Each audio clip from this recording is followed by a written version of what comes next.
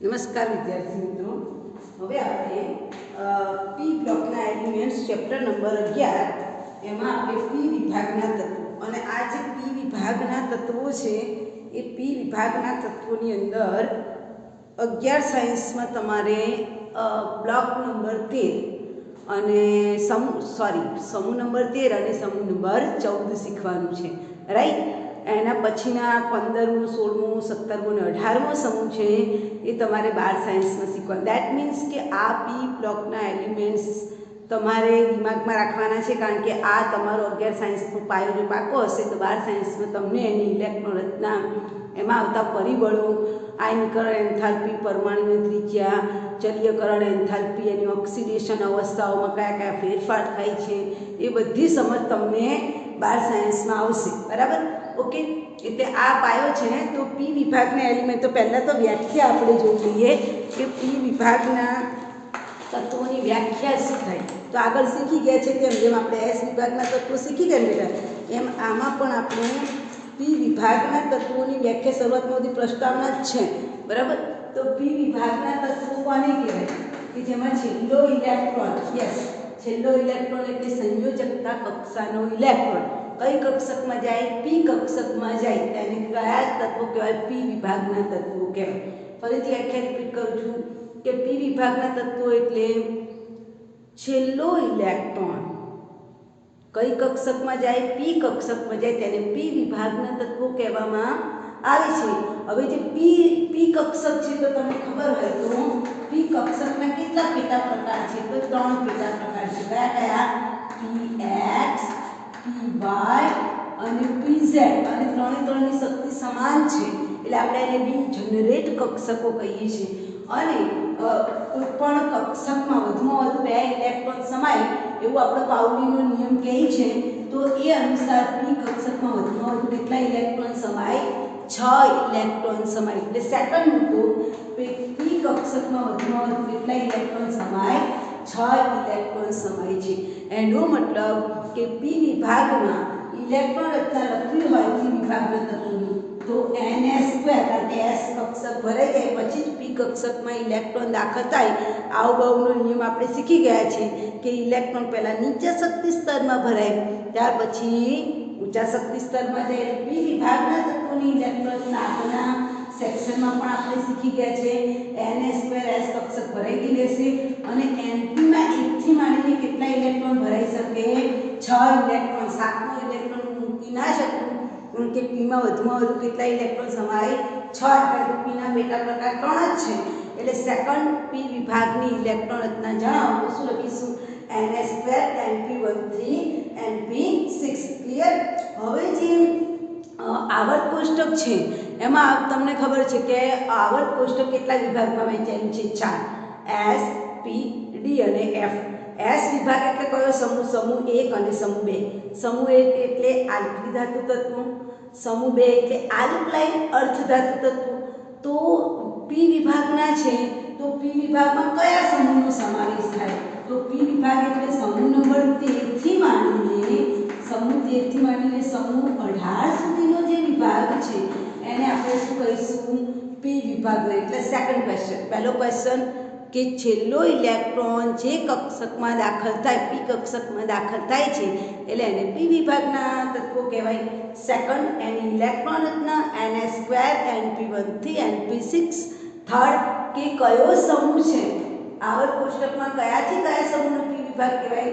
તો સમૂહ નંબર 13 થી માંડીને સમૂહ નંબર 18 છે એને આપણે પી બ્લોકના એલિમેન્ટ્સ કહીએ છીએ. એમાં દરેક સમૂહના પહેલું તત્વ બધાને જ ખબર છે કે સમૂહનું પહેલું તત્વ બાકીના બધા તત્વોથી કેવું પડતું હોય? અલગ પડતું હોય. આપણે એસ બ્લોકના એલિમેન્ટ્સમાં ભણી ગયા છે. જેમ કે એસ વિભાગની અંદર સમૂહ નંબર 1 નું પહેલું તત્વ છે લિથિયમ. તો લિથિયમ બાકીના બધા કરતાં અલગ પડે છે. એવી રીતે એલ્યુમિનિયમ. એવી રીતે બીજા સમૂહની અંદર આપણે સમૂહ નંબર 2 માં બેરેનિયમ. તો બેરેનિયમ બીજા બધા સમૂહ કરતાં અલગ પડે છે. તેમ અહીંયા પણ સમૂહનું દરેકનું પહેલું તત્વ બધા જ તત્વો કરતાં કેવું પડે છે? અલગ પડે છે. ફોર એક્ઝામ્પલ, સમૂહ નંબર 13 છે તો સમૂહ નંબર 13 નું પહેલું તત્વ છે બોરોન. એટલા માટે સમૂહ નંબર 13 ને કયો સમૂહ કહેવાય છે? બોરોન સમૂહ કહેવાય છે. પહેલું તત્વના નામ લખું છું. સમૂહ નંબર 14 છે એનું પહેલું તત્વ જે છે એ કાર્બન છે એટલે સમૂહ નંબર 14 ના તત્વોને કયા તત્વો કહેવાય કાર્બન તત્વો સમૂહ નંબર 15 છે એનું પહેલું તત્વ છે નાઇટ્રોજન એટલે એને નાઇટ્રોજન તત્વ પણ કહેવામાં આવે છે સમૂહના પહેલા તત્વના નામ પરથી એ સમૂહને ઓળખવામાં આવે છે બોરોન સમૂહ કાર્બન સમૂહ નાઇટ્રોજન સમૂહ સમૂહ નંબર 16 છે એમાં 4 વિશિષ્ટ તત્વો છે ઓક્સિજન સલ્ફર સિલિકોન ટેલ્યુરમ એના પછી એને ચાલ્કોજન એટલે સમૂહ નંબર 16 નું નામ વિશિષ્ટ છે કયા સમૂહ કહેવાય ચાલ્કોજન ચાર્કોલ કહેવાય સમૂહ નંબર 17 તો બધાને ખબર જ છે સમૂહ નંબર 17 માં કોણ આવે ફ્લોરિન ક્લોરીન બ્રોમિન આયોડિન એનું નામ બધાને ખબર છે કયા સમૂહના તત્વો કહેવાય હેલોજન સમૂહના તત્વો અને સમૂહ નંબર 18 કે ક્યાંય રાસાયણિક પ્રક્રિયામાં ભાગ નથી ભજવતો એટલે સમૂહ નંબર 18 ને આપણે કાં તો ઉમદા વાયુ કહીએ છીએ અથવા તો નિષ્ક્રિય વાયુ તરીકે ઓળખીએ છીએ કે સમૂહ નંબર 18 કયા વાયુ કહેવાય નિષ્ક્રિય વાયુ અથવા તો ઉમદા વાયુ તરીકે ઓળખવામાં આવે છે એટલે પહેલા તો આપણે પી વિભાગના જે 6 સમૂહ છે 13મો સમૂહ એને બોરોન 14મો સમૂહ કાર્બન 15મો સમૂહ એટલે નાઇટ્રોજન 16મો એટલે ચાર્કોજન 17મા સમૂહને આપણે હેલોજન કહીશું અને 18મા સમૂહને આપણે શું કહીશું નિષ્ક્રિય વાયુ તત્વો કહીશું રાઈટ હવે આ જે સમૂહ 13 થી 18 છે એને આપણે પી વિભાગના તત્વો કહીશું અને આ તત્વોની અંદર તમે જુઓ કે સમૂહ નંબર 13 છે એની અંદર ધાતુ તત્વો છે અધાતુ તત્વો છે કેટલાક અર્ધધાતુ તત્વો પણ છે જેવા કે સિલિકોન જર્મેનિયમ એવા અર્ધધાતુ તત્વોનો પણ આમાં સમાવેશ થાય છે એટલે અહીંયા છે ને તમને રાસાયણિક ગુણધર્મો માં ચેન્જ જોવા મળશે ભૌતિક ગુણધર્મોમાં ચેન્જ જોવા મળશે કારણ કે જેમ જેમ આપણે સમૂહમાં ઉપરથી નીચે જઈએ છીએ તેમ તેમ ધાતુ ગુણધર્મ વધતો જશે એનો મતલબ શું થાય છે આગળ આપણે શીખી જ ગયા છે એસ વિભાગના તત્વોમાં કે સમૂહમાં ઉપરથી નીચે જાઓ છો એટલે શું ધાત્વિક ગુણધર્મોમાં વધારો થાય ઓક્સિડેશન અવસ્થા છે એમાં પણ સ્થાયી ઓક્સિડેશન અવસ્થા એ સમૂહનું જે વીજભાર છે એ વાળી અવસ્થા વધુ સ્થાયી થાય ફોર એક્ઝામ્પલ સમૂહ નંબર 13 છે તો સમૂહ નંબર 13 માંથી આપણે છેલ્લી કક્ષામાં જોઈએ તો 3 છેલ્લી કક્ષા એટલે કે લુઈસ બિંદુ નિરૂપણ કરીએ તો છેલ્લી કક્ષામાં કેટલા ઇલેક્ટ્રોન હોય 3 તો બોરોનમાં નીચે જતા જતા કઈ અવસ્થા વધુ સ્થાયી થશે +3 એવી રીતે સમૂહ નંબર 14 માં નીચે જતા જતા +4 અવસ્થા વધુ સ્થાયી થશે સમજાય છે એમ સમૂહમાં ઉપરથી નીચે જતા ઓક્સિડેશન અવસ્થાઓ બધી બદલાય છે સમૂહમાં ઉપરથી નીચે જતા પદાર્થ છે એ ધાતુ તત્વ બનતો જાય છે એવી બધી ચર્ચાઓ આપણે આ પ્રકરણની અંદર કરવાની છે તમારી ચોપડીમાં ઘણી બધી માહિતી આપેલી છે એમાં આવું પણ લખ્યું છે કે 13 થી 18ના તત્વો એના ભૌતિક અને રાસાયણિક ગુણધર્મોમાં વિવિધતા માલુમ પડે છે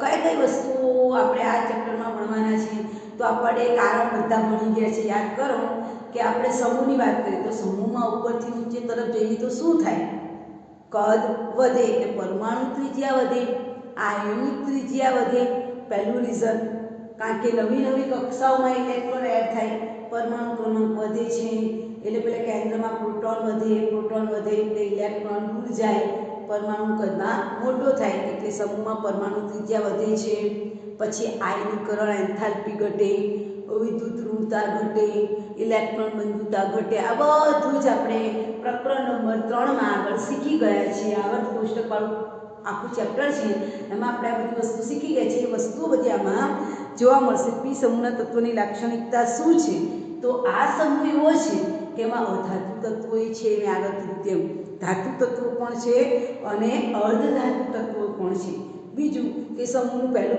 તત્વ બાકીના બધા તત્વોથી કેવું પડતું હશે અલગ પડતું હશે પછી આ તત્વોની જે મહત્તમ ઓક્સિડેશન અવસ્થાનું મૂલ્ય શોધવું હોય દાખલા તરીકે સમૂહ નંબર 13 છે એની ઓક્સિડેશન અવસ્થા લખવી હોય તો સમૂહ નંબર 13 છે તો 10માંથી 10 બાદ કરો તો કેટલા વધશે 3 તો આની મહત્તમ ઓક્સિડેશન અવસ્થા એટલે દરેકની મહત્તમ ઓક્સિડેશન અવસ્થા શોધવી હોય તો દરેકને મારે શેમાંથી બાદ કરવા પડશે 10માંથી બાદ કરો ઘણી બધી તમને પ્રાઇમરી માહિતી તમારી ટેક્સ્ટમાં આપેલી છે બરાબર એટલે હું એની થોડી ચર્ચા તમને કરું છું બરાબર એટલે કે ધારો કે તમને એમ પૂછાય કે સમૂહ નંબર 13 ની મહત્તમ ઓક્સિડેશન અવસ્થા જાણો તો સમૂહ નંબર 13 છે 13 માંથી 10 જાય તો મહત્તમ ઓક્સિડેશન અવસ્થા કેટલી લખાય 3 એવી રીતે સમૂહ નંબર 14 છે તો 14 માંથી 10 જાય તો મહત્તમ ઓક્સિડેશન અવસ્થા કેટલી થાય 4 એવી રીતે સમૂહ નંબર 15 છે, 15 માંથી 10 છે, મહત્તમ ઓક્સિડેશન અવસ્થા 5, એવી રીતે અહીંયા મહત્તમ ઓક્સિડેશન અવસ્થા 6, મહત્તમ ઓક્સિડેશન અવસ્થા 7 અને મહત્તમ ઓક્સિડેશન અવસ્થા 8 છે. તો તમે જુઓ આપણને મહત્તમ ઓક્સિડેશન અવસ્થાનું મૂલ્ય સમૂહમાંથી 10 બાદ કરીએ એટલે આપણને મહત્તમ એટલે વધુમાં વધુ આટલી ઓક્સિડેશન, એના સિવાયની પણ છે. દાખલા કે સમૂહ નંબર 15 છે તો મહત્તમ 5 તો ખરું, પણ એ સિવાય બી 3 પણ ધરાવે છે, -1 પણ ધરાવે છે. 15માં સમૂહના તત્વો +3, -3 અને +5 વાળી ઓક્સિડેશન અવસ્થાઓ પણ ધરાવે છે, જેની આપણે આગળ ચર્ચા કરવાના જ છે. બરાબર.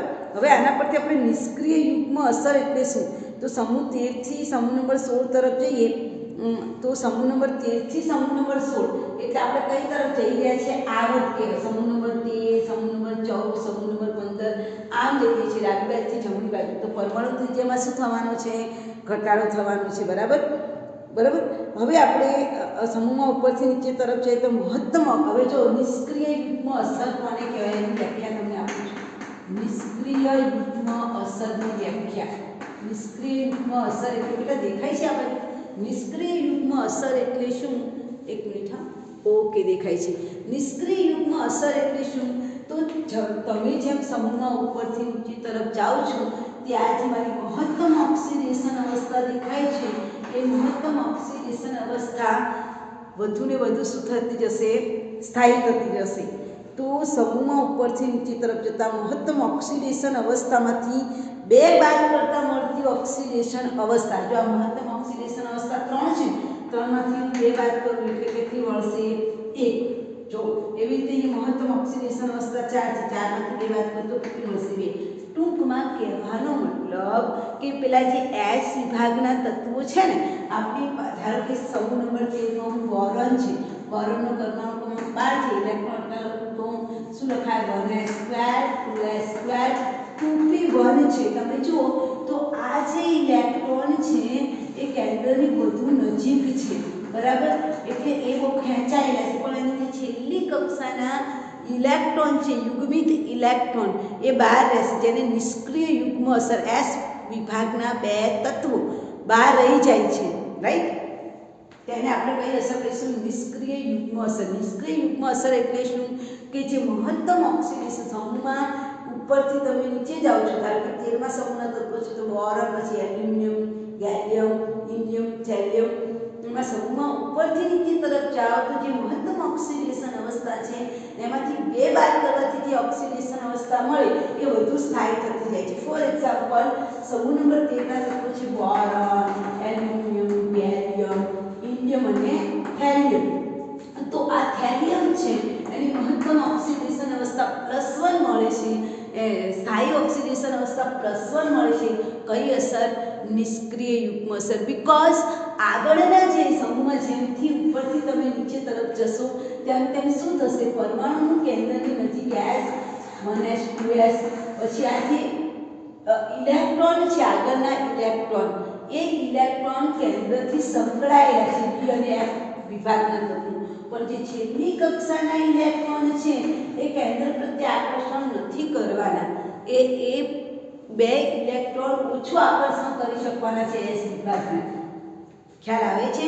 એટલે આપણે આને શું, નિષ્ક્રિય યુગ્મ, યુગ્મિત ઇલેક્ટ્રોન એવો છે એસ વિભાગના છેલ્લા 2 ઇલેક્ટ્રોન એવા છે કે જે પેલા કેન્દ્ર પ્રત્યે આકર્ષાયેલા નથી. એની આગળની ડી વિભાગ, એફ વિભાગના બધા જ તત્વો સંકળાઈ ગયેલા છે. બરાબર.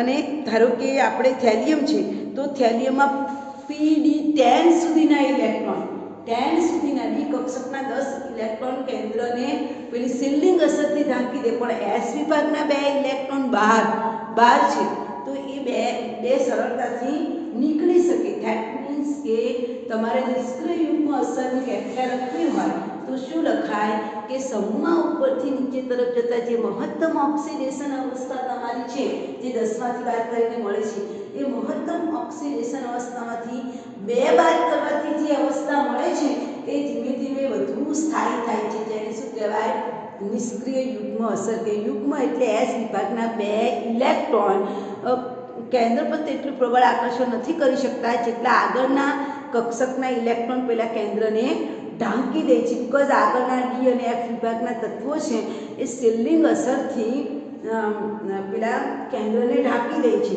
એટલે બહારના એસના 2 ઇલેક્ટ્રોન છે એ નિષ્ક્રિય યુગ્મ અસરના કારણે વધુ સ્થાયી ઓક્સિડેશન અવસ્થા આપે છે. એટલે રિપીટ કરું છું, નિષ્ક્રિય યુગ્મ અસર એટલે સમૂહમાં ઉપરથી નીચે તરફ જતા જે આપણી મહત્તમ ઓક્સિડેશન અવસ્થા છે એમાંથી 2 બાદ કરવાથી જે ઓક્સિડેશન અવસ્થા મળે છે એ વધુ સ્થાયી થાય છે અને આ અસરને નિષ્ક્રિય યુગ્મ અસર તરીકે ઓળખવામાં આવે છે અને ઇનર્ટ પેર ઇફેક્ટ કહેવામાં આવે છે. અને પી વિભાગની સામાન્ય ઓક્સિડેશન અવસ્થાઓ મેં તમને કીધી તેમ સામાન્ય ઓક્સિડેશન અવસ્થા મેં અહીંયા લખી, જો મહત્તમ ઓક્સિડેશન અવસ્થા મેં બધાની અહીંયા લખેલી છે, 10માંથી બાદ કરો ને મહત્તમ ઓક્સિડેશન અવસ્થા કહેવાય. એટલે સમૂહ નંબર 3 ની મહત્તમ ઓક્સિડેશન અવસ્થા 3, સમૂહ નંબર 4 ની 4, 15 ની 5, 16 ની 6, 17 ની 7 અને 18 ની 8 છે. એ મહત્તમ ઓક્સિડેશન અવસ્થામાંથી તમે 2 બાદ કરો એટલે તમને શું મળે? નિષ્ક્રિય યુગ્મ અસર મળે, રાઈટ. એનો મતલબ સમૂહ નંબર 2 છે એ કઈ ઓક્સિડેશન અવસ્થા ધરાવે? તો +3 પર ધરાવે. 3માંથી 2 બાદ કરો એટલે 1 ધરાવે. એવી રીતે સમૂહ નંબર 14 છે એમાં 2 બાદ કરો એટલે 4 પણ મળે અને કઈ મળે? 2 મળે. એવી રીતે આ જ સમૂહ નંબર 15 તો એમાં 5 અને 3 એ -3 પણ મળે અને +3 પણ મળે. એવી રીતે સમૂહ નંબર 16 છે તો સમૂહ નંબર 16 માં 6 પણ મળે અને 2 બાદ કરો એટલે કઈ મળે? 4 પણ મળે, જેને નિષ્ક્રિય યુગ્મ અસર કહેવાય. એવી રીતે અહીંયા 7 છે તો 7 પણ મળે, 7માંથી 2 બાદ કરો એટલે કઈ મળે? 5 મળે. એવી રીતે અહીંયા 8 છે, 8માંથી 2 બાદ કરો એટલે કઈ મળે? 16, 6 મળે, એટલે 8 અને 6. જેને આપણે કઈ ઓક્સિડેશન અવસ્થા કહીએ? નિષ્ક્રિય યુગ્મ અસર હેઠળની ઓક્સિડેશન અવસ્થા. બરાબર. આ બધી તમને ઘણી બધી પ્રાઇમરી માહિતી આપેલી છે અને આ નિષ્ક્રિય યુગ્મ અસર સમજાવેલી છે તમને કે ભાઈ આગળના જે ઇલેક્ટ્રોન છે એ કેન્દ્રને ઢાંકી દે છે એટલે છેલ્લી કક્ષકમાં રહેલા ઇલેક્ટ્રોન આકર્ષણ નથી કરી શકતા, એટલે શબ્દ વાપરે છે નિષ્ક્રિય યુગ્મ. યુગ્મિત એસ કક્ષકના 2 ઇલેક્ટ્રોન જે છે એ આકર્ષણ કરી શકતા નથી, સહેલાઈથી નીકાળી શકાય. ધેટ કોલ્ડ ઓફ નિષ્ક્રિય invert pair effect. Okay, clear? I think મને લાગે છે તમને નિષ્ક્રિય યુગ્મ અસર ખબર પડી ગઈ હશે કે તમને જે મહત્તમ ઓક્સિડેશન અવસ્થા આપેલી છે એ ધીરે ધીરે તમે સમૂહમાં ઉપરથી નીચે તરફ જાઓ અને એમાંથી તમે 2 બાદ કરો એટલે એ અવસ્થા વધુ સ્થાયી થતી જાય છે, તેને આપણે નિષ્ક્રિય યુગ્મ અસર કહીશું. પછી ઘણું બધું તમને આપેલું છે કે સમૂહમાં ઉપરથી નીચે તરફ જતા ધાતુના ગુણધર્મ વધે છે, અધાતુમાં ઘટાડો થાય છે, આયનીકરણ એન્થાલ્પી ઘટે છે, વિદ્યુત ઋણતા ઘટે છે, પ્રતિક્રિયાત્મકતા અધાતુ તત્વોની કેવી છે, એનું ઘણું બધું તમને ઐતિહાસિક વસ્તુ અંદર મતલબ ઘણું બધું ઇતિહાસમાં લાંબુ તમને આપેલું છે. કયા ગુણધર્મો એસિડિક છે, અધાતુના ઓક્સાઇડ સંયોજનો સ્વભાવે એસિડિક અથવા તટસ્થ હોય છે, જ્યારે ધાતુના ઓક્સાઇડો સ્વભાવે બેઝિક છે. એટલે ઘણું બધું તમારે લખેલું છે કે એસ વિભાગના તત્વો છે એ હલકા છે, જ્યારે પી વિભાગના તત્વો હલકા તત્વો પણ છે અને જુદા તત્વો પણ છે. પછી પી વિભાગની અંદર દરેકે દરેક તત્વો વિશે થોડી વાત આપેલી છે. બરાબર. એ જેની આગળ આપણે ચર્ચા કરવાના છે એટલા ખાલી પ્રસ્તાવના છે. પ્રસ્તાવનામાં 4 પ્રશ્નો આપણને મળે. નંબર 1 પી વિભાગના તત્વોની વ્યાખ્યા, નંબર 2 પી વિભાગના તત્વોની ઇલેક્ટ્રોન રચના, નંબર 3 પી વિભાગની અંદર કયો સમૂહ આવે એ સમૂહ નંબર 13 થી 18, નંબર 4 દરેક સમૂહને કયું નામ આપેલું છે તે, નંબર 5 મહત્તમ ઓક્સિડેશન અવસ્થા એટલે શું, સમૂહની અંદરથી 10 બાદ કરવાથી જે ઓક્સિડેશન અવસ્થા મળે એને મહત્તમ ઓક્સિડેશન એટલે 6. નિષ્ક્રિય યુગ્મ અસર એટલે શું, તો સમૂહમાં ઉપરથી નીચે તરફ જઈએ મહત્તમ ઓક્સિડેશન અવસ્થામાંથી 2 બાદ કરવાથી જે ઓક્સિડેશન અવસ્થા મળે છે એ સમૂહમાં ઉપરથી નીચે જતા વધુ સ્થાયી થતી જાય છે. આ અસરને નિષ્ક્રિય યુગ્મ અસર કહેવાય છે. ત્યાર પછી આપણે શું જોયું કે આની અંદર અધાતુ તત્વો, ધાતુ તત્વોને અર્ધધાતુ તત્વોનો સમાવેશ થાય છે, રાઈટ. આ થોડી તમને પ્રસ્તાવના, ઘણી બધી લાંબી પ્રસ્તાવના આપેલી છે જે તમે વાંચી શકો છો, બટ એની કોઈ એટલી બધી જરૂર નથી કારણ કે એની ચર્ચા આપણે પાછળ કરવાના જ છે. તો હવે આપણે જોઈએ છીએ 11.1 નંબરનો મુદ્દો, સમૂહ નંબર 13ના તત્વો, એનો પરિવાર, એનો ફેમિલી.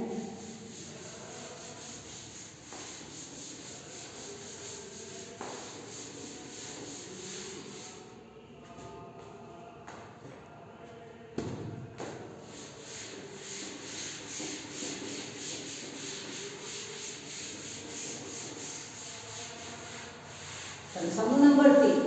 ઓકે, સમૂહ નંબર 13 છે. તો સમૂહ નંબર 13 ના તત્વોને કયા સમૂહના તત્વો કહેવાય? બોરોન સમૂહ. સમૂહ નંબર 13. સમૂહ નંબર 13 એને હું કયો સમૂહ કહીશ? બોરોન સમૂહ. કારણ કે સમૂહનું પહેલું તત્વ છે ને એના પરથી સમૂહના નામ ઓળખાય. સમૂહ નંબર 13 ના તત્વો છે boron, aluminium, gallium, indium and thallium. Right. હવે બોરોનનો પરમાણુ ક્રમાંક જોઈ લઈએ. બોરોનનો પરમાણુ ક્રમાંક કેટલો છે? 8. પહેલા તત્વનો પરમાણુ ક્રમાંક આવડે એટલે તમારે 8, 18, 18, 32 એટલું ઉમેરી દેવાનું. કેટલા ઉમેરવાના? 8, 18, 18, 32. આ 5 છે એમાં હું 8 ઉમેરું એટલે મને કોનો મળી જાય? એલ્યુમિનિયમ. કેટલો આવ્યો? 13. 13 છે એમાં હું 18 ઉમેરું. કેટલા મળશે? 13 ને 18 ગણો જોઈએ. 31. 31 થઈ ગયું. ફરી પાછા 31 માં હું કેટલા ઉમેરું?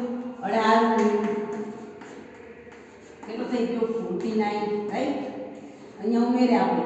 જો આ 13 છે એમાં 18 ઉમેરે એટલે 31 મળ્યા. 31 માં તમે 18 ઉમેરો 49. હવે 49 માં તમે 32 ઉમેરો એટલે તમને શું મળશે? 5 ને 3 8 એટલે 81. એટલે પરમાણુ ક્રમાંક તમે જોઈ લો 5, 13, 31, 49 અને 81. આપણે આ ગોખવાનું નથી, આપણે આટલું યાદ રાખવાનું.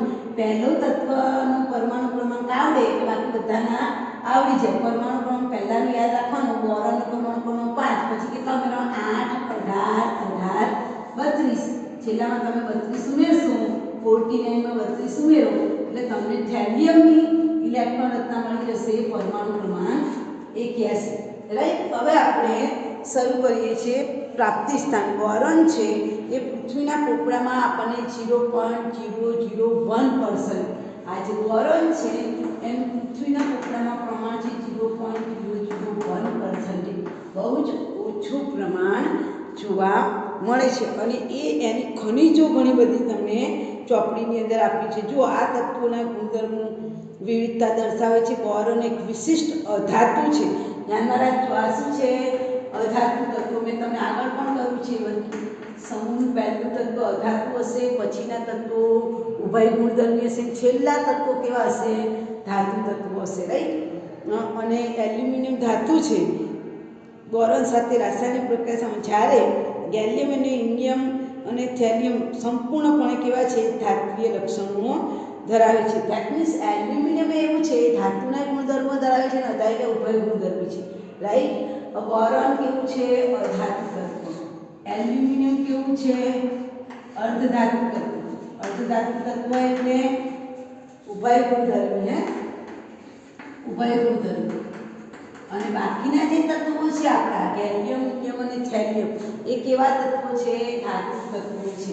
રાઈટ. આ ત્રણ કેવા છે? સંપૂર્ણપણે ધાતુ તત્વો. હમણાં આગળ આપણે શીખી ગયા તેમ સમૂહમાં ઉપરથી નીચે તરફ જઈએ કયા ગુણધર્મોમાં વધારો થાય છે? ધાતુ. એટલે સમૂહ પહેલું તત્વ અધાતુ તત્વ, પછીના તત્વો અર્ધધાતુ તત્વો છે અને ત્યાર પછીના તત્વો છે સંપૂર્ણ ધાતુ તત્વો છે. હવે આપણે બોરોન જોઈએ કે બોરોન કઈ કઈ જગ્યાએથી એની બોરોનની ખનિજો કઈ છે? તો બોરેક્સ છે, કોલ્યુમિનાઇટ છે, ઓર્થોબોરિક એસિડ છે અને કેનાઇટ છે. તમને બોરિક એસિડના અણુસૂત્રો પણ આપેલા છે. આ જે બોરોન છે એ બોરોનની ખનિજોના નામ જણાવો. પહેલું તત્વ કયું છે? બોરોન. તો બોરોનની ખનિજો કઈ કઈ છે?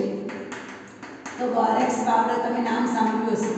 બોરેક્સ પાવડર Na247 × 10H2O આ એક ખનિજ છે. એ ઉપરાંત ઓર્થોબોરિક એસિડ. બોરિક એસિડમાં આપણે બોરિક પાવડરનો ઉપયોગ કરીએ છીએ. છોકરાઓ શેના માટે? અનાજ છે એ સડી ન જાય એના માટે આપણે બોરિક પાવડર વાપરીએ છીએ. તો બોરિક પાવડર છે. બરાબર. તમારી ચોપડીમાં ખનિજો જે છે બોરોન એની બધી ખનિજો તમને આપેલી છે. બરાબર. એમાં બોરેક્સ આવી જાય છે, કાર્નાઇટ પણ આવી જાય છે. જો તમને બોરેક્સનું અણુસૂત્ર આવડે તો કાર્નાઇટનું અણુસૂત્ર આવડે તો બહુ સરળ છે.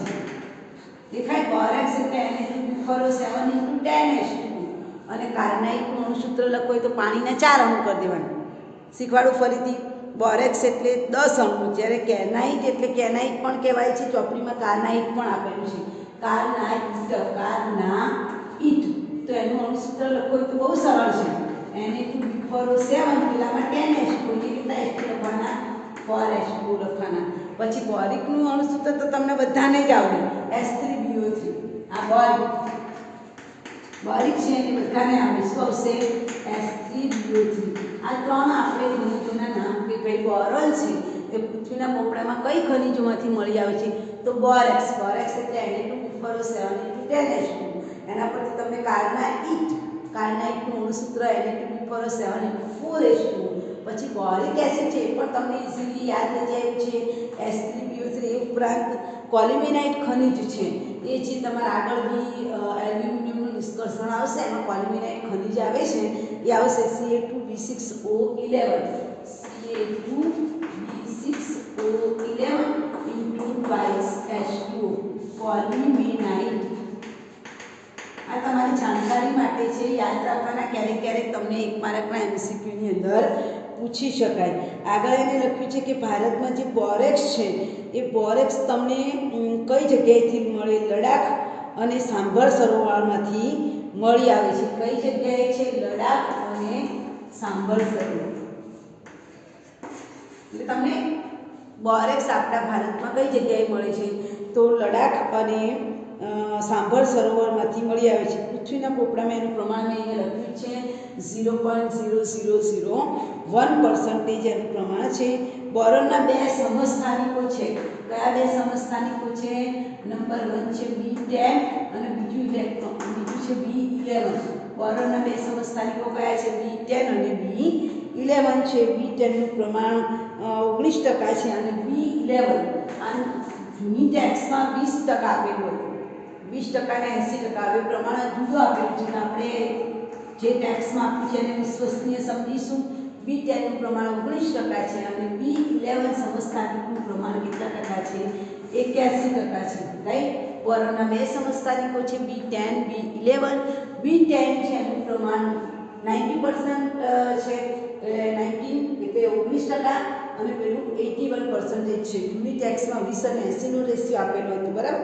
ચાલો એના પછી બોરોનની વાત પૂરી કરી હવે પૃથ્વીના પોપડામાં સૌથી વધુ પ્રમાણમાં મળતી આવતી ધાતુ હોય તો એ કઈ છે એલ્યુમિનિયમ છે તથા ઓક્સિજન 45.5% છે સિલિકોન છે 27.7% પછી ત્રીજા ક્રમે પૃથ્વીના પોપડામાં મળી આવતી ધાતુ હોય તો એ કઈ છે એલ્યુમિનિયમ છે બરાબર પૃથ્વીના પોપડામાં ઓક્સિજન બધું મળી જાય એના પછી મળી આવતી વધુમાં વધુ ધાતુ હોય તો એલ્યુમિનિયમ પણ એલ્યુમિનિયમનું નિષ્કર્ષણ કરવું ને એ બહુ અઘરું છે ને મોંઘી ધાતુ છે માટે એ આગળ આપણે જોઈશું ત્યાર પછી હવે આપણે એલ્યુમિનિયમની વાત કરીએ ચાલો બોરોનની વાત પૂરી થઈ કે ભાઈ બોરોન ક્યાંથી મળે છે તો કે લડાખ અને સાંભર સરોવરમાંથી મળે એનું પ્રમાણ 0.0001 જેટલું છે એની ખનિજો કઈ છે બોરેક્સ કાર્નાઇટ કોલ્યુમિનાઇટ અને બોરિક એસિડ રાઈટ આપણે એની ખનિજોના નામ જોયા હવે આપણે સેકન્ડ મુદ્દા ઉપર જઈએ એલ્યુમિનિયમ તો એલ્યુમિનિયમ આવે એટલે આપણું સૌથી ફેવરેટ તત્વ કયું આવે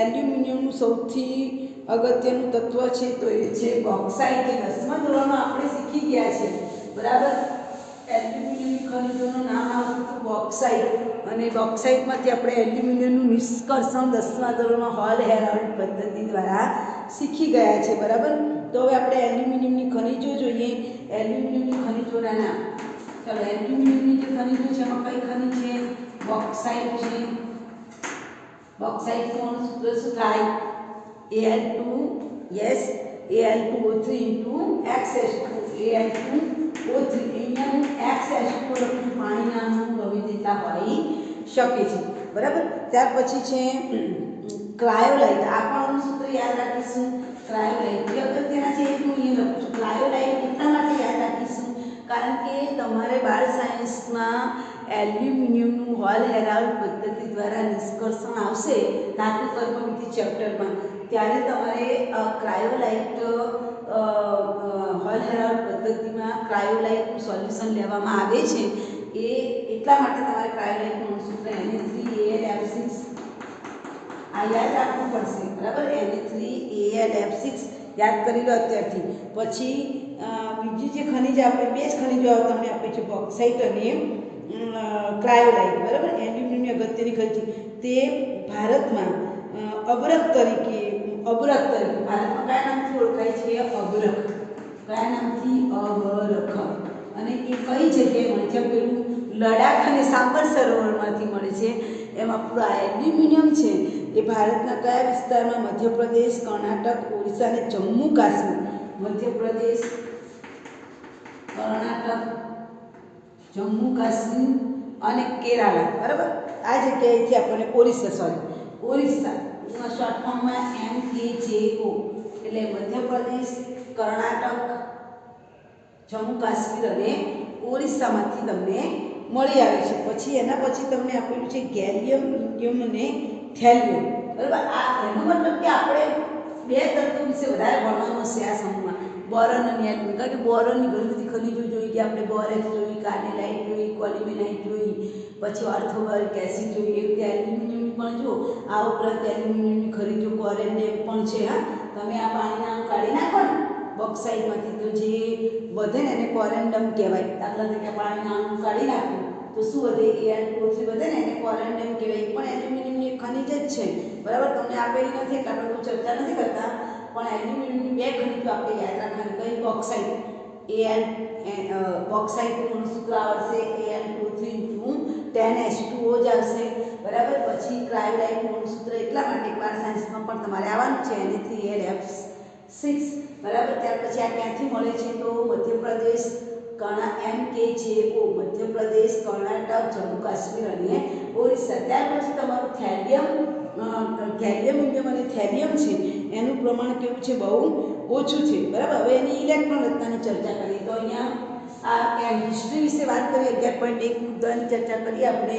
હવે એની ઇલેક્ટ્રોન રચના જોઈએ. 11.1 હવે આપણે આ તત્વોની ઇલેક્ટ્રોન રચના જોઈએ. હંમેશા ઇલેક્ટ્રોન રચના ક્યારે આવે? જ્યારે તમને એનું શું આવડતું હોય? પરમાણુ ક્રમાંક. અને મેં કીધું તેમ પહેલાં તમારે પરમાણુ ક્રમાંક છે પ્રથમ તત્વનો આવડે, પછી કોઈનું યાદ રાખવાનું નથી. પ્રથમ તત્વ બોરોન છે અને પરમાણુ ક્રમાંક 5 છે. એમાં તમે 8, 18, 32 ઉમેરશો એટલે તમને બાકીના તત્વોનું શું મળી જશે? પરમાણુ ક્રમાંક મળી જશે. હવે આપણે એને શું લખવાનો પ્રયત્ન કરીએ છીએ? ઇલેક્ટ્રોન રચના લખવાનો પ્રયત્ન કરીશું. ચાલો, હવે બોરોન છે બધાને આવડે છે. ચાલો, બોરોનની ઇલેક્ટ્રોન રચના શું લખાશે? 1s2 2s2 2p1. Right, 1s2 2s2 2p1. ચાલો, એવી રીતે અહીંયા 1s2 છે ને એની જગ્યાએ હું શું લખી શકું? હિલિયમ. એટલે અહીંયા બીજી ઇલેક્ટ્રોન રચના લખું છું કે મારે આ 1s2 છે એ ધારો કે નથી લખવું તો શું લખી શકાય? એની જગ્યાએ હિલિયમ, પછી શું આવશે? 2s2 2p1 આવું આવશે. બરાબર, ચોક બરાબર લાગતું નથી. ચાલો, તો એના પછી હિલિયમ પછી શું આવે? તો એના પછી આ તત્વની ઇલેક્ટ્રોન રચના લખવું મારા માટે બહુ સરળ છે. અહીંયા જુઓ, છેલ્લો ક્વોન્ટમાંક નંબર કેટલો છે? n બરાબર 2 નંબર છે. n બરાબર ક્વોન્ટમાંક નંબર કેટલો છે? 2. અને 2 નંબરની જે છેલ્લી કક્ષા છે એના ટોટલ ઇલેક્ટ્રોન કેટલા છે? 3. દેખાય છે? તો છેલ્લી કક્ષામાં કેટલા ઇલેક્ટ્રોન છે? 3. ધેટ મીન્સ આ સમૂહ નંબર 13 નું તત્વ છે. રાઈટ, ચાલો, હવે આપણે એના પછીની ઇલેક્ટ્રોન આપણે એલ્યુમિનિયમ. તો હિલિયમ પછી કોણ આવશે? નિયોન. તમારે યાદ રાખો, હિલિયમ એટલે કેટલા ઇલેક્ટ્રોન સમય ગયા? 2. એવી રીતે નિયોન એટલે કેટલા ઇલેક્ટ્રોન? અહીંયા આગળ લખી કાઢ્યા આપણે 10. હિલિયમ પછી કઈ આવશે? નિયોન આવશે. હવે અહીંયા 2 છે એની જગ્યાએ શું આવશે? 3s2 3p1. બીકોઝ આપણે નવા આવર્તમાં જઈએ છીએ. આ આવર્ત નંબર n બરાબર કયો? તો 2. હવે અહીંયા આવર્ત નંબર n બરાબર કેટલો આવ્યો? 3. પણ સમૂહ નંબર 3 નું તત્વ છે એટલે ટોટલ ઇલેક્ટ્રોનની સંખ્યા કેટલી થશે? બધામાં 3 જ આવશે. છેલ્લી કક્ષામાં કેટલા ઇલેક્ટ્રોન આવશે? 3. બરાબર ને? સમૂહ નંબર 13 તત્વ છે. સમજાય છે? Okay, helium, neon. પછી શું આવશે? હવે મારે ગેલિયમની ઇલેક્ટ્રોન. હવે તમે જુઓ, એલ્યુમિનિયમના 13 ઇલેક્ટ્રોન થઈ ગયા, 10 ને 2 12 ને 13 થઈ ગયા. હવે મારે કેટલા લખવાના છે? 31. ગેલિયમ. ચલો, બી એટલે બોરોન. બધાના નામ લખું છું, ઘણાની નામ. બી એટલે બોરોન, એલ એટલે એલ્યુમિનિયમ, જી એટલે ગેલિયમ. નામ લખું છું, ઘણા તો નામ જ નહીં ખબર. એન એટલે ઇન્ડિયમ, અને થેલિયમ. ગઈકાલે આપણે દાખલા ગણ્યા હતા તો થેલિયમનો પરમાણુ ભાર 204 હતો. યાદ કરો, આપણે અણુભાર ગણવાનો હતો તો બધાના પરમાણુ ભાર ગણ્યા હતા. TLOH એવો દાખલો છે સંતુલનના ચેપ્ટરમાં. તમારે દાખલો છે જેમાં આપણે પીએચ શોધવાની હતી. તો TLOH, TL એટલે થેલિયમનો પરમાણુ ભાર છે 204 અને એના આધારે આપણે એનું પીએચનો દાખલો ગઈકાલે ગણી કાઢ્યા સંતુલનની અંદર. ઓકે, તો TL એટલે થેલિયમ. તો પહેલાં તો બધાના નામ આવડવા જોઈએ. ચાલો બી એટલે boron, aluminium, gallium, indium and thallium, right. હવે આપણે ગેલિયમની ઇલેક્ટ્રોન રચના જોઈએ તો હિલિયમ નિયોન તમારે આ યાદ રાખી લેવાનું ક્રમ. હિલિયમ, પછી શું આવે neon, helium neon argon, helium એટલે 2, નિયોન એટલે 10, આર્ગોન એટલે 18, helium neon argon, krypton, xenon અને રેડોન. આ તમારે નિષ્ક્રિય વાયુનો ક્રમ યાદ રાખી લેવાનો. આ ક્રમમાં જ આવે helium neon argon, krypton, xenon, radon. Helium neon argon, krypton, xenon, radon. એમાં પણ એ જ નિયમ છે 2, 8, 8, 18, 32. હિલિયમનો પરમાણુ ક્રમાંક 2, નિયોનનો 10, આર્ગોનનો 18, ક્રોમિયમનો 36, 36માં તમે બીજા 36 ઉમેરો, 32 ઉમેરો એટલે કેટલા થાય 54 થશે. એટલે પરમાણુ ક્રમાંક આનો કેટલો છે 54 છે અને આનો કેટલો છે 81 છે, રાઈટ. એટલે આ તમારે યાદ રાખવાનું છે, બરાબર. આપણે 32 ઉમેરશો એટલે આના કેટલા આવશે 54 માં 32 ઉમેરો એટલે આનો કેટલો થાય 86, બરાબર ને.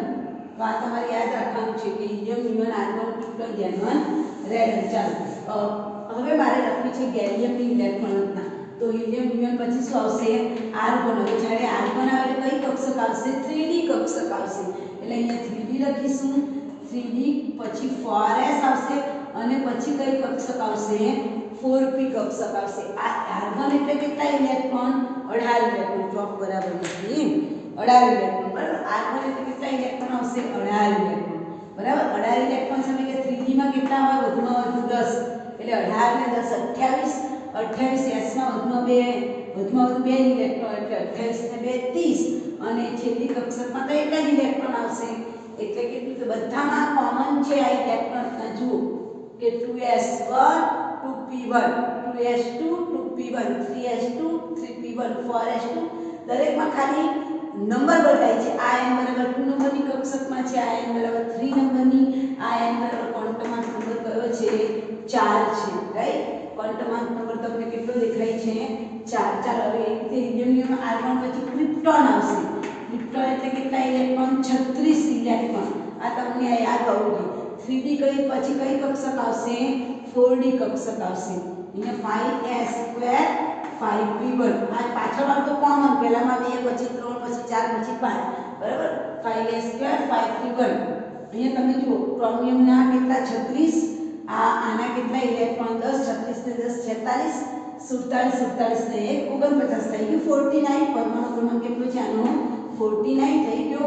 અને આ કયા નંબરનું આવર્ત છે 5મા નંબરનું આવર્ત છે, રાઈટ. હવે હિલિયમ નિયોન આર્ગોન ક્રિપ્ટોન પછી ઝેનોન. ઝેનોન એટલે કેટલા ઇલેક્ટ્રોન સમય જાય 54 ઇલેક્ટ્રોન. એટલે પહેલા તો આપણને આ ખબર હોવી જોઈએ. હવે 3D પછી તમે 5D કક્ષક લખો એટલે એની પહેલા કઈ કક્ષક આવશે 4f કક્ષક આવશે. અહીંયા 3D 4D આવે ને પછી 5D કક્ષક આવે. તો 5D કક્ષકની આગળ હંમેશા કઈ કક્ષક આવે 4f કક્ષક આવે, રાઈટ. 4f કક્ષક આવે પછી અહીંયા 5D. એટલે આ પરીક્ષા તમારે યાદ રાખવાનું 3D આવે પછી 4D આવે. 4D પછી તમે જ્યારે નીચેના તત્વોમાં 5D લખો તો 5D આગળ કઈ કક્ષક આવશે 4f કક્ષક આવશે, રાઈટ. પછી તો કોમન 6s2 6p1. આ તો બધામાં કોમન n બરાબર કયા નંબરનો આવર્ત આવ્યો 6થા નંબર. હવે તમે ઇલેક્ટ્રોન જોજો f કક્ષકમાં વધુમાં વધુ કેટલા ઇલેક્ટ્રોન સમાય. f ના પેટા પ્રકાર કેટલા 7. તો વધુમાં વધુ કેટલા ઇલેક્ટ્રોન સમાય 14. એટલે અહીંયા લખી દઈએ 14. ડી કક્ષક છે એના પેટા પ્રકાર કેટલા 5. તો વધુમાં વધુ કેટલા ઇલેક્ટ્રોન સમાય 10. એટલે હવે તમે ગણો જોઈએ 54 ને 10 કેટલા 54 ને 14 કેટલા થયા 68. 68 ને 10 કેટલા થયા 78. 78 ને 2 80, 80 ને 1 81. તો થઈ ગયો પરમાણુ ક્રમાંક 81. તો આ રીતે આપણે ઇલેક્ટ્રોન રચના લખશું તો તમને ઇઝીલી ઇલેક્ટ્રોન રચના આવડશે, બરાબર. તો આ તમારો સમૂહ નંબર 13 ના તત્વોને યાદ રાખીશ. સમૂહ નંબર 13 ને કયો સમૂહ કહેવાય બોરોન સમૂહ. કયા કયા તત્વો છે બોરોન, એલ્યુમિનિયમ, ગેલિયમ, ઇન્ડિયમ અને થેલિયમ. સમૂહ નંબર 1 ના તત્વોની ઇલેક્ટ્રોન રચના લખી દઈશું પહેલા 1s2 2s2 2p1. ત્યાર પછી આપણે જે 1s2 છે એની જગ્યાએ આપણે શું લખીશું હિલિયમ. એટલે પહેલા તત્વની ઇલેક્ટ્રોન રચના આવડી જાય એટલે બધા તત્વો ક્રમમાં આવે. હિલિયમ પછી નિયોન આવશે. નિયોન એટલે 10 ઇલેક્ટ્રોન 3s2 3p1. તો તે નિયોન પછી શું આવશે આર્ગોન. આર્ગોન એટલે 18 3d 4s2 4p1.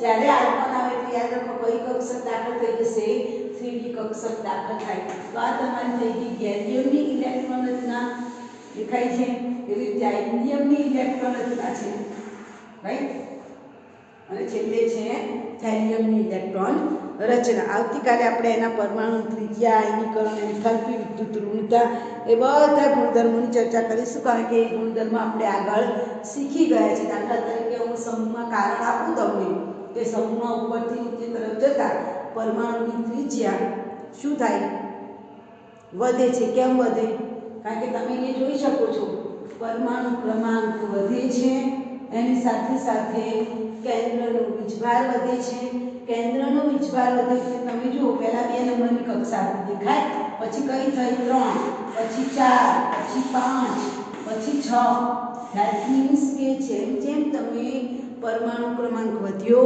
એમ એમ કેન્દ્રમાં વીજભાર વધ્યો કેન્દ્રનો ધન વીજભાર વધતો જાય છે તેમ તેમ નવી નવી કક્ષાઓ બને છે અને નવી નવી કક્ષા બને એટલે ઇલેક્ટ્રોન કેન્દ્રથી કેવો જાય દૂર જાય અને પરમાણુ કદમાં કેવો થાય મોટો થાય અને સમૂહમાં ઉપરથી નીચે તરફ જતા પરમાણુની ત્રિજ્યા વધે છે ઇઝીલી તમે કારણ સમજી શકો છો કાલે આપણે એનો ક્રમ જોઈશું બરાબર તો આજે આટલું જ આપણે સમૂહ નંબર 13 ના તત્વો 5 થી 6 પ્રશ્નો મેં તમને આપેલા છે પ્રશ્નો તમારે તૈયાર કરવાના છે અને મને લખીને હોમવર્કમાં સેન્ડ કરવાના છે ઓકે ઓલ ધ બેસ્ટ